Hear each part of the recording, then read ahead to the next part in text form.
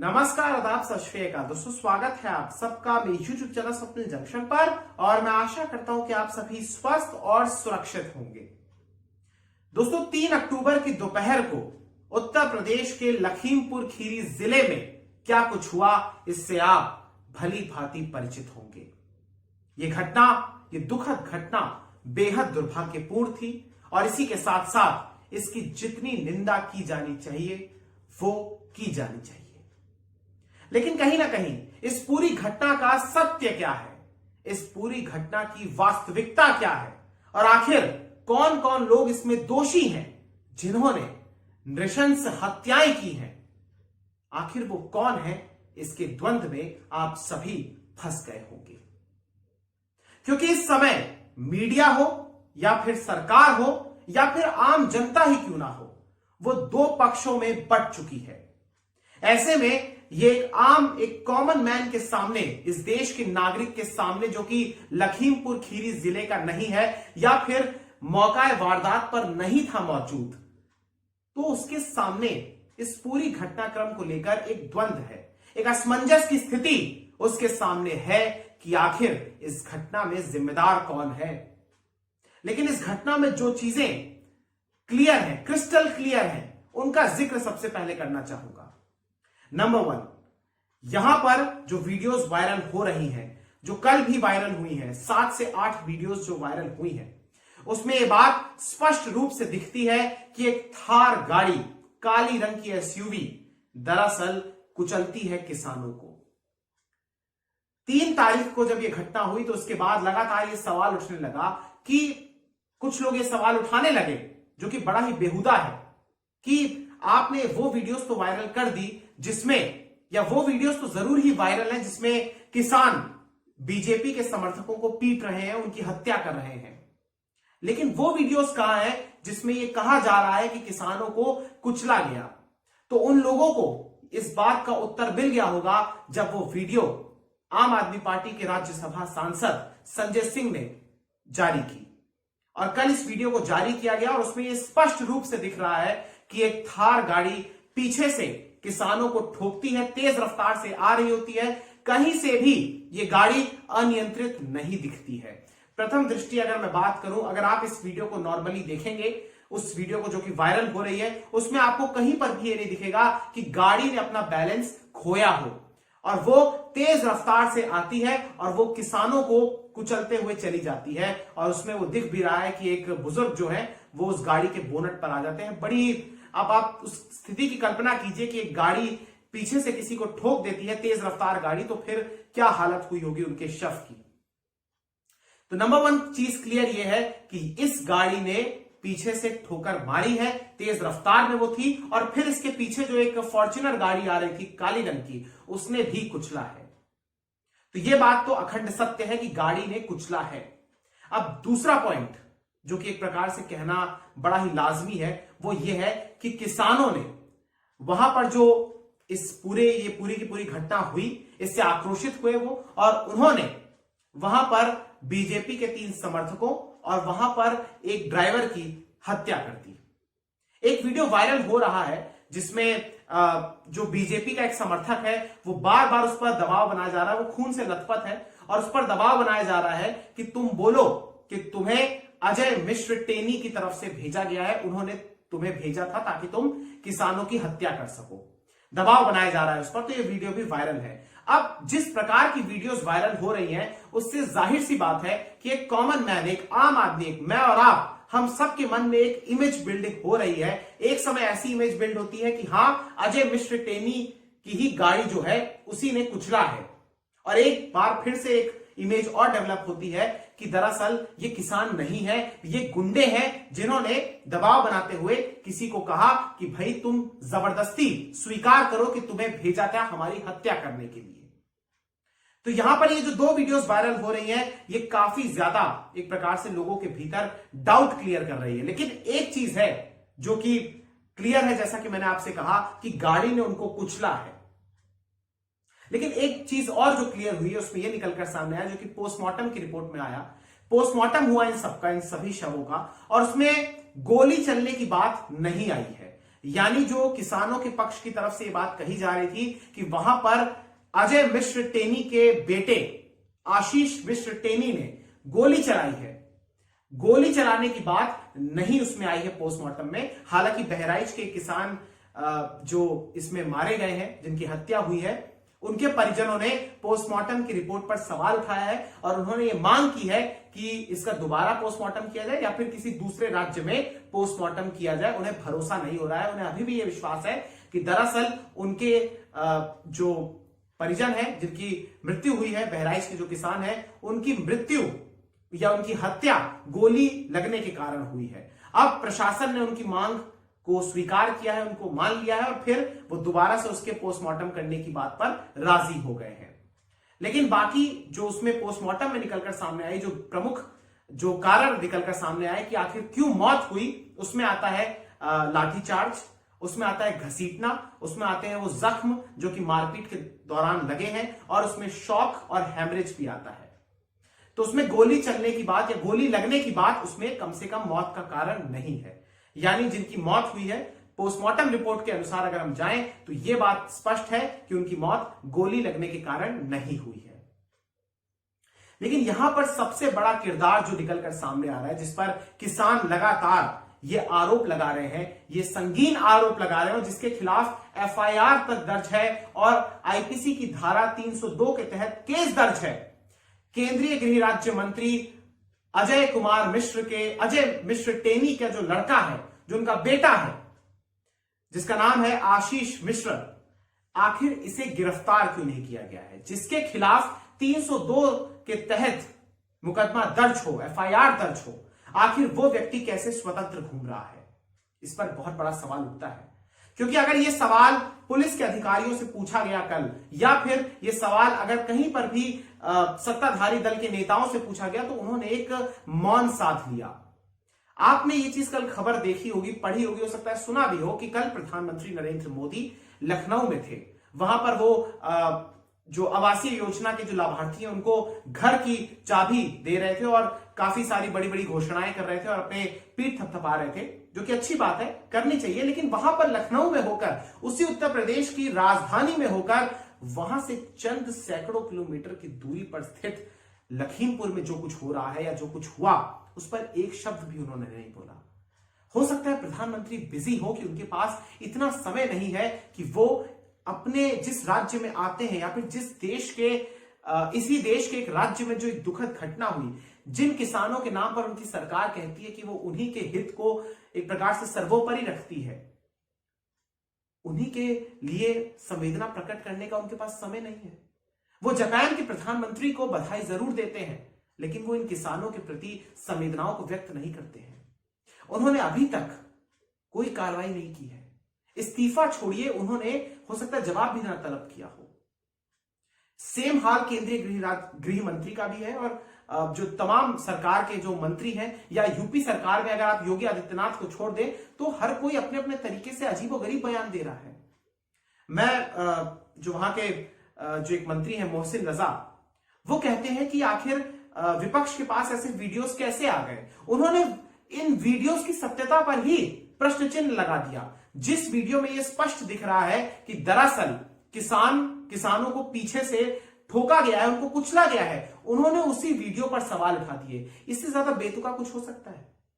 सिद्धार्थनाथ सिंह ने विपक्ष के जो दौरे हो रहे हैं, आप जानते हैं कि विपक्ष के नेता इसमें बहुत ज्यादा सक्रिय हो गए हैं, चाहे अखिलेश यादव हो या फिर प्रियंका गांधी हो या तमाम जो चंद्रशेखर रावण हो या जो आरएलडी के अध्यक्ष हैं वो हो, तो इसको लेकर बहुत सारे लोग सक्रिय हुए, संजय सिंह हो। तो यहां पर सिद्धार्थनाथ सिंह ने दरअसल विपक्ष पर ही सवाल उठा दिए, उन्होंने इसे पर्यटन घोषित कर दिया। लेकिन यहां पर एक बात मैं उनसे पूछना चाहता हूं और पूरे शासन से, उत्तर प्रदेश के शासन से पूछना चाहता हूं कि अगर यह घटना सपा सरकार में होती तो क्या आप लोग नहीं जाते? आप लोग भी जाते, आप लोग भी यही करते। अगर विपक्ष उनके साथ नहीं खड़ा दिखेगा तो फिर कैसे उनको न्याय मिलेगा? अगर सत्ताधारी दल के नेताओं की तरफ से या उनके मंत्रियों की तरफ से कोई एक बयान नहीं आ रहा है, तो फिर उनको न्याय की उम्मीद कैसे जगेगी? विपक्ष के दौरे को सियासी पर्यटन कहना वाकई में दुखद है, क्योंकि इससे आप लोकतंत्र की व्यवस्था पर ही सवाल उठा रहे हैं। सवाल किसानों पर भी उठ रहा है, क्योंकि किसानों को देखिए, मैंने जैसा कि शुरुआत में कहा कि हर कोई दो धड़े में बंट गया है। एक धड़ा वो है जो किसानों को किसान ही नहीं कह रहा है। ये जितने भी लोग आंदोलन कर रहे हैं उनको दरअसल वो खालिस्तानी कह रहे हैं, उनको बाहरी कह रहे हैं। मुझे ये नहीं समझ में आता कि जब सुप्रीम कोर्ट हो या फिर सरकार हो, वो इन किसानों को कुछ नहीं कह रही है, वो इन किसानों को किसान ही कह रही है। तो फिर ये लोग कौन है जो एक अपने मन में एक सोच बनाकर बैठे हैं कि ये लोग खालिस्तानी हैं, या ये लोग पाकिस्तानी हैं, या ये लोग आतंकवादी हैं, ये लोग देश विरोधी हैं। सोशल मीडिया पर अगर आप चले जाएंगे तो आपको जहर के सिवा कुछ नहीं मिलेगा, और ये जहर दोनों तरफ से फैलाया जा रहा है।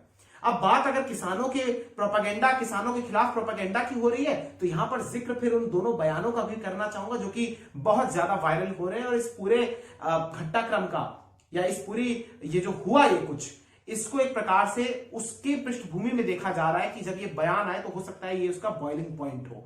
पहला बयान केंद्रीय गृह राज्य मंत्री के ही है, जो कि इन्होंने 25 सितंबर को दिया था इसी लखीमपुर जिले के एक इलाके में। वहां पर वो पहुंचते हैं और वहां पर वो बयान देते हैं। सीधे तौर पर देखिए वो क्या कहते हैं। वो कहते हैं कि मुझे 2 मिनट दो, मैं इन सबको सुधार दूंगा।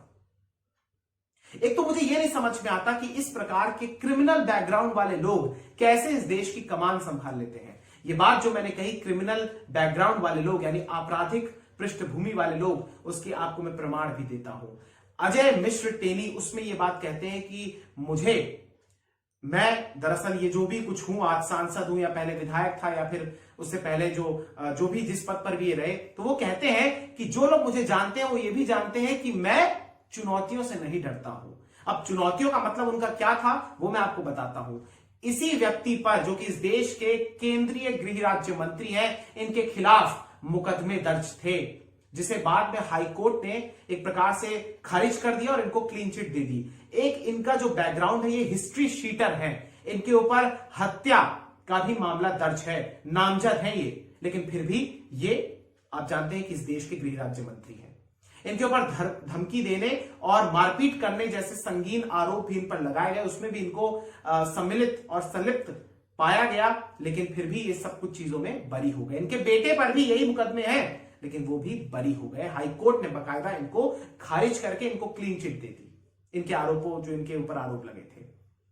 तो इनका बैकग्राउंड तो है, आपराधिक छवि तो है इनकी, लेकिन यहां पर अभी भी सवाल वो बरकरार है, क्योंकि जो वीडियोस वायरल हो रही हैं उसमें एक वीडियो में ये दिखता है कि जो थार गाड़ी है उसके पहिए के नीचे एक व्यक्ति करहा रहा है दर्द से, जो कि घायल है, और उसी थार से एक व्यक्ति बाहर निकलकर आता है, वो भागता है खेत की तरफ। किसानों का लगातार यह आरोप है कि इस गाड़ी में दरअसल बैठा था अजय कुमार मिश्र का बेटा, अजय मिश्र टेनी का बेटा आशीष मिश्र, और उसे पुलिस की संरक्षण में, पुलिस की सुरक्षा में उसे वहां से निकाला गया। और फिर किसानों का यह भी पक्ष है कि वो गोली चलाते हुए गया है, फायरिंग करते हुए वहां से भागा है, जबकि यही इसी लड़के का, इसी बेटे का जो पक्ष है, उसका कहना है कि वो वहां पर मौजूद ही नहीं था। और उसका यह भी कहना है कि वो जो दंगल जो यहां पर होना था, जिसमें केशव प्रसाद मौर्य उप मुख्यमंत्री हैं, वो आने थे मुख्य अतिथि के तौर पर, वो उसी कार्यक्रम के स्थल पर मौजूद था, और जब तक वो समापन नहीं हो गया उसका, तब तक वो वहीं पर मौजूद था। इस पर इनके पिता यानी केंद्रीय गृह राज्य मंत्री ने भी ये बात कही। उन्होंने कहा कि अगर मेरा बेटा इसमें पाया जाता है तो फिर मैं राजनीति छोड़ दूंगा, मैं पद से इस्तीफा दे दूंगा। तो वो प्रमाण मांग रहे हैं। उनका कहना है कि किसानों ने उनके ऊपर लाठीचार्ज किया, किसानों ने उनकी गाड़ी में तोड़फोड़ की, और एक वीडियो भी वायरल हुई जिसमें ये दिख रहा है कि वो जो किसान है वो गाड़ियों को घेर रहे हैं, और शीशा टूटने वाली भी एक वीडियो सामने आई है। लेकिन ये कहां से आप जस्टिफाई करेंगे कि अगर घेर लिया है या फिर वहां पर थोड़ी बहुत अगर झड़प हो गई है तो उसमें आप रौंद देंगे? इस देश के किसानों को आपने रौंद दिया। यहां पर यह चीज भूल जाइए कि कौन किसान थे या कौन भाजपा के समर्थक थे। यह चीज प्रमुख है कि वहां पर 10 लोगों की मौत हुई है, 4 किसानों की मौत हुई है, 4 भाजपा के कार्यकर्ताओं की मौत हुई है, एक स्थानीय पत्रकार की मौत हुई है, ड्राइवर की भी मौत हुई है। कहीं कहीं पर यह आंकड़ा यह भी दिखाया जा रहा है कि 5 किसानों की मौत हुई है। आंकड़े में भी स्पष्टता नहीं है, कोई कह रहा है 8 लोगों की मौत हुई है, कोई कह रहा है 10 लोगों की मौत हुई है। लेकिन जो भी है, संख्या चाहे जितनी भी हो, मौत को एक संख्या के तौर पर नहीं देखना चाहिए। मौत को जिसके घर का सदस्य चला गया उसके घर में मातम पसरा हुआ है। ये लोग राजनीति कर रहे हैं लेकिन उसके घर में आज चूल्हा नहीं जल रहा होगा। उसे सिर्फ न्याय की उम्मीद है कि न्यायालय उसे न्याय दे दे, और पता नहीं न्यायालय उसको न्याय दे पाएगा कि नहीं। एक व्यक्ति जिस पर एफआईआर जिसके खिलाफ दर्ज है वो इस समय जेल में नहीं है, उसको गिरफ्तार नहीं किया गया है। ये बहुत बड़ी खबर है। प्रधानमंत्री, गृह मंत्री, मुख्यमंत्री औपचारिक बयान जरूर देते हैं लेकिन प्रधानमंत्री, गृह मंत्री कोई जवाब नहीं देते हैं। क्या उस गाड़ी में वो व्यक्ति बैठा था या नहीं, ये बात स्पष्ट कितने दिनों में होगी और कितने दिन लगेंगे, ये बात इस वीडियो के माध्यम से मैं पूछना चाहता हूं। क्योंकि जो कुछ भी हुआ उसमें ना सिर्फ लोगों की जान गई बल्कि इस लोकतंत्र की भी हत्या हुई है, सिद्धांतों की भी हत्या हुई है, नैतिकता की भी हत्या हुई है। प्रियंका गांधी को गिरफ्तार किया गया है। हालांकि झाड़ू लगाने वाली जो उनकी वीडियोस थी वो सारा मैं इसको कोई तवज्जो नहीं देता, कोई प्राथमिकता नहीं देता हूं, क्योंकि मैं ऐसा मानता हूं कि ये तमाम चीजें एक ड्रामा ही है, इससे ज्यादा कुछ नहीं है। चाहे वो झाड़ू लगाना हो या फिर कूड़ा उठाना हो, जो भी कुछ है, आप जानते हैं कौन कूड़ा उठाते हैं बीच पर जाकर। और फिर इसके अलावा जो भी विपक्ष के नेता जो कुछ भी कर रहे हैं, अगर भाजपा भी आज विपक्ष में होती तो वो भी यही सब करती, और मैं इस चीज को गलत नहीं मानता हूं, क्योंकि ये चीज अगर नहीं होगी तो फिर ज्यादतियां बढ़ती रहेंगी। तो लेटेस्ट अपडेट्स ये भी है कि प्रियंका गांधी को जहां पर रखा गया सीतापुर के गेस्ट हाउस में, उसको अस्थायी जेल में परिवर्तित भी कर दिया गया। अखिलेश यादव, आप जानते हैं कि उन्होंने अभी लखीमपुर वो नहीं जा पाए हैं और उन्हें वहीं पर पुलिस की बड़ी ही सख्त जो पहरा है उसमें रखा गया है। और इसके अलावा आप ये भी जानते हैं कि यहां पर कुछ नेता जरूर पहुंचे जिन्होंने उनसे मुलाकात की। राकेश टिकैत का नाम प्रमुख है, जिन्होंने जो पुलिस के अधिकारी उनके साथ बैठकर समझौता कराया, जिसके तहत ये कहा गया कि जितने भी मृतक हैं उनको 45 लाख रुपए दिया जाएगा किसानों को, और प्लस जो भी किसानों की मौत हुई है, जिनकी हत्या हुई है, मृत्यु हुई है, उनके परिवार के एक सदस्य को सरकारी नौकरी भी दी जाएगी, और जितने भी लोग घायल हुए हैं उनको 10 लाख रुपए भी दिए जाएंगे। प्लस जुडिशियल इंक्वायरी की भी बात कही गई है और हाईकोर्ट के एक रिटायर्ड जज के द्वारा ये बात कही गई है। तो समझौता कल हुआ और उसमें राकेश टिकैत वहां पर गए थे, एक प्रकार से आप कह सकते हैं पर्यवेक्षक के तौर पर। और इसके अलावा शवों के अंतिम संस्कार, अभी भी कई शव के अंतिम संस्कार नहीं हुए हैं। ये गंभीर बात है क्योंकि परिवार अभी भी संतुष्ट नहीं है, वो अभी भी चाहता है, और किसानों की वहां पर मांग है कि केंद्रीय गृह राज्य मंत्री इस्तीफा दे और उनका जो बेटा है, जिस पर यह आरोप लगाया है किसानों ने कि उसी ने गाड़ी चलवाई है, उसी ने गाड़ी में वो बैठा था, उसी ने रंधवाया है इनको, वो गिरफ्तार हो।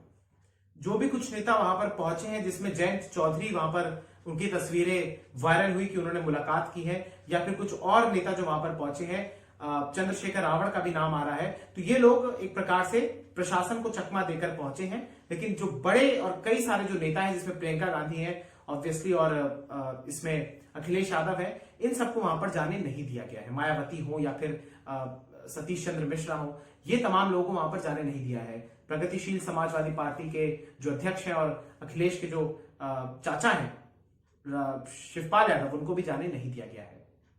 लेकिन बहरहाल यहां पर सवाल यही है कि जब वहां पर अभी इंटरनेट खुल गया है, वहां पर जो तनाव को देखते हुए वहां पर बंद कर दिया गया था, लेकिन अब इंटरनेट खुल गया है और अब ये वीडियोस और भी ज्यादा वायरल हो रही हैं। आपने देखा कि कल जो वीडियोस आए उन्होंने नया भूचाल ला दिया है और इससे देश की अंतर्राष्ट्रीय स्तर पर बहुत ज्यादा इज्जत खराब हुई है और बहुत ज्यादा छवि खराब हुई है, क्योंकि किसी भी देश में शायद ऐसी घटना नहीं हुई होगी कि वहां पर किसानों को रौंद दिया गया। ये किसान, मैं आपको बताना चाहूंगा कि तीनों कृषि कानून जो सरकार लेकर आई है उनके खिलाफ प्रदर्शन कर रहे थे 3 अक्टूबर को, और उस दौरान केशव प्रसाद मौर्य जो कि उत्तर प्रदेश के उप मुख्यमंत्री, उनका दौरा था लखीमपुर खीरी में, इस गांव में, एक गांव में वहां पर, और ये तिकोनिया के इलाके में दरअसल ये सारे कुछ हुआ। और वहां पर कहा जाता है कि जो ये केंद्रीय गृह राज्य मंत्री के बेटे हैं, ये उनको रिसीव करने जा रहे थे, और जब ये रिसीव करने जा रहे थे तो उनकी गाड़ी के काफिला जब इस सड़क से निकल रहा था, इस रोड से निकल रहा था, तो वहां पर किसानों ने उनको घेर लिया। अब यहां पर जो पक्ष है वो ये है कि किसानों का पक्ष है कि उस व्यक्ति ने, इस बेटे ने दरअसल गाड़ी चलवा दी उन पर, और इसमें 4 से 5 किसानों की हत्या हुई है, मौत हो गई है। जबकि उसके बाद का जो पक्ष है वो ये है कि दरअसल यहां पर बीजेपी के 3 समर्थकों और ड्राइवर की भी हत्या की गई है, एक स्थानीय पत्रकार की भी हत्या हो गई है। यहां पर सवाल ये भी बनता है कि उस पत्रकार की हत्या करने की क्या आवश्यकता थी। हत्या तो वैसे किसी की भी नहीं होनी चाहिए, ये दुर्भाग्यपूर्ण है, लेकिन यहां पर अगर आप देखिए तो पत्रकार तक की भी हत्या की गई है। यानी नफरत और जहर और आक्रोश वहां पर उस दिन इस कदर हावी था कि वहां पर कोई किसी को नहीं देख रहा था, सिर्फ वो एक दूसरे के लहू का प्यासा था। फिर चाहे बीजेपी के ये समर्थक हो या फिर वो किसान हो जिन्होंने पीट पीट कर हत्या कर दी। एक हत्या को दूसरी हत्या के द्वारा या क्रिया की प्रतिक्रिया में हुई हत्या को या हिंसा को जस्टिफाई नहीं किया जा सकता है। बिकॉज अगर यहां पर ये जो कुछ हुआ है ये सबसे बड़ा फेलियर कानून का है, लॉ एंड ऑर्डर एनफोर्स करने वाली एजेंसीज का है, पुलिस का है। और आप देखिए ना, ये सब चीजें पुलिस की मौजूदगी में हुई है, इससे ज्यादा दुर्भाग्यपूर्ण कुछ नहीं हो सकता है। और बहरहाल मैं उन दो बयानों का भी जिक्र करना चाहूंगा जो कि सार्वजनिक तौर पर दिए गए, जिसमें मैंने जिक्र किया था अजय मिश्र टेनी का, कि वो कहते हैं कि सुधर जाओ नहीं तो सुधार देंगे। और उस पर समर्थक उनके वहां पर जो मौजूद है वो ताली बजाते हैं। ये मानसिकता दिखाती है कि हिंसक प्रवृत्ति के लोगों को और इस प्रकार के फिल्मी डायलॉग मारने वाले लोगों को कैसे लोग पसंद करते हैं। फिर इसके अलावा मैं आपको हरियाणा के मुख्यमंत्री मनोहर लाल खट्टर का भी बयान बताना चाहूंगा। उन्होंने एक सभा में अभी हाल ही में बयान दिया कि दरअसल जितने भी हरियाणा के जो इलाके हैं वहां पर गांव में 1000 लोग के करीब वहां पर इकट्ठा हो जाएं और फिर लठ बजाएं। वो कहते हैं लठ निकाल लो और हम फिर देख लेंगे सारी चीजें। और वो ये भी बताते हैं कि कुछ महीने देसी भाषा में वो कहते हैं कि जेल चले जाओगे तो भी इतना कुछ यहाँ पर नहीं सीख पाओगे जितना जेल में सीखोगे, वहां पर तुम बड़े लीडर बन जाओगे। यानी वो लीडर बनने का भी एक तरीका, एक नुस्खा बता रहे हैं। ये भाषा, ये तरीका क्या इस देश के जनप्रतिनिधियों को, जो एक राज्य के मुख्यमंत्री हो या इस देश के एक आंतरिक सुरक्षा के जिनके ऊपर जिम्मेदारी हो, इस देश के गृह राज्य मंत्री हो, उनको क्या ये भाषाएं सूट करती हैं? ये लोग गुंडे हैं क्या? कोई छुटभैया नेता या गुंडा कहे ऐसी बातें तो चलिए मान लिया जाएगा, लेकिन इस तरीके के लोग जिनको एक प्रकार से एक देश के लोकतंत्र का एक प्रतीक माना जाता है, ये सब हमारे जनप्रतिनिधि हैं। ये सब हमारे टेनी साहब जो है वो सांसद है उसी खीरी से, और खट्टर साहब मुख्यमंत्री हैं हरियाणा के, और वो लोग ऐसे बयान देते हैं। बहरहाल मेरा अभी भी ऐसा मानना है कि इस पूरे विवाद का या ये जो प्रोटेस्ट चल रहा है फार्मर्स का, ये कब सॉल्व होगा, इसका एक ही तरीका है कि आप बातचीत कीजिए। बीजेपी एक प्रकार से बौखलाई तो है, क्योंकि अगर आप देखें कि ये जो घटना हुई इसमें अगर वो लड़का शामिल है तो वो लड़का बीजेपी का ही तो है, और उसको लगा होगा कि मेरे पिता ये है, रसूख कितना बड़ा है, वो केंद्र में मंत्री है, तो मुझे तो बचा ही लेंगे। और उस लड़के का नाम भी आ रहा है कि दरअसल उसको हो सकता है ये जो जिस तहसील में ये पड़ता है वहां का विधायकी का टिकट भी मिल जाए। अब अगर ऐसे लोग अगर आएंगे जिनके ऊपर संगीन आरोप हैं या लगे थे पहले, तो फिर इस देश में कैसे ये चीजें ठीक हो पाएंगी? और फार्मर्स प्रोटेस्ट ये जो चल रहा है तीनों कृषि कानूनों के खिलाफ, क्या कृषि कानूनों को सस्पेंड नहीं किया जा सकता है? क्या बातचीत नहीं हो सकती है? बातचीत के अलावा क्या कोई हल है? आप मारेंगे, आप कुचलेंगे लोगों को। देखिए यहां पर एक पक्ष वो भी है जो यहां पर योगी और मोदी को कुछ नहीं कह रहा, ठीक है बात, वो सीधे तौर पर इसमें संलिप्त नहीं है, लेकिन कम से कम जिनका नाम इसमें आ रहा है उनसे तो जवाबदेही ली जानी चाहिए। लेकिन चुप्पी एक प्रकार से बहुत ज्यादा क्रोधित करती है, क्योंकि आप चुप हैं। इतनी बड़ी घटना हो गई लखीमपुर में, इतनी बड़ी घटना हो गई जिसमें देश विदेश में चर्चा हो रही है और कोई कुछ नहीं बोल रहा है। एटलीस्ट मानवता तो जिंदा रहनी चाहिए। और मर्डर को कुछ लोग सेटिस्फाई कर रहे हैं, कुछ लोग कह रहे हैं कि मर्डर को जस्टिफाई कर रहे हैं। मैं कई सारे ग्राउंड रिपोर्ट्स को देख रहा था जो वहां पर गए हैं, उनमें से कुछ ऐसे लोग भी हैं जो कह रहे हैं कि ठीक किया है, सही किया, ये किसान नहीं है। ये किसान नहीं है तो कौन है ये लोग? और अगर कोई और है ये लोग तो फिर क्यों नहीं इनको गिरफ्तार किया जाता? जो एंटी सोशल एलिमेंट्स हैं, बार बार ये थ्योरी लाना कि भाई ये कोई और है, ये बाहर से आए हैं, तो आप इनको गिरफ्तार कीजिए ना, शासन प्रशासन इनको गिरफ्तार कर दे और देश के सामने ला दे कि इनके संपर्क इनसे है, इनके संपर्क इनसे है और ये देश को तोड़ना चाहते थे, इसलिए हमने इनके खिलाफ यूएपीए, रासुका या तमाम जो धाराएं हैं या हमने इनको जेल में डाल दिया, जो कि उनकी सही जगह बनती है अगर वो देश के खिलाफ काम करे। लेकिन अगर कोई अपनी मांग को लेकर बात कर रहा हो तो उसको आप मारेंगे लाठी डंडों से और फिर उसको कुचल देंगे। और यहां पर बात अगर मैं इस घटना की कर रहा हूं तो यहां पर बात मैं उस चीज की भी करना चाहूंगा कि वहां पर जो बीजेपी के समर्थकों की हत्या की गई, मारपीट कर पीट पीट कर मार डाला, वो भी गलत है। और जिन्होंने भी वो किया है उन्हें भी जेल में सड़ाना चाहिए और उनको भी कड़ी सजा मिलनी चाहिए, क्योंकि एक नजीर पेश होनी चाहिए इस देश के तमाम लोगों के सामने कि आप हिंसा और हत्या को कभी भी जस्टिफाई नहीं कर सकते। नो मैटर आपकी परेशानी कितनी भी बड़ी हो, लेकिन आपको अधिकार ये नहीं है कि आप किसी की जान ले लें। देश में वाकई में संवेदनशील माहौल है और इसका मुझे डर है इस बात का कि हमारे नीति निर्माताओं की नींद कब टूटेगी और कब वो एक सजग और एक सक्रिय होकर एक्शन लेंगे। बहुत बहुत शुक्रिया, बहुत बहुत धन्यवाद। जय हिंद, जय भारत, वंदे मातरम, इंकलाब जिंदाबाद, सत्यमेव जयते, नमस्कार।